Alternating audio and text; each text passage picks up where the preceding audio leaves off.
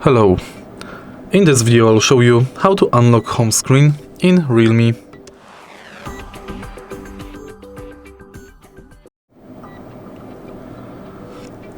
Unlocking home screen mostly refers to unlocking position of the apps.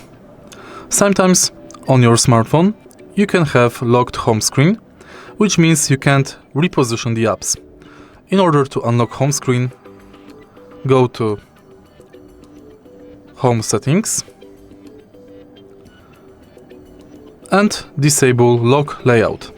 When the lock layout is enabled, items on home screen are locked to prevent them from being moved or deleted.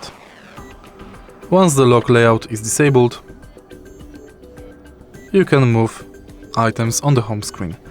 If you find this video helpful, please leave like, comment and subscribe.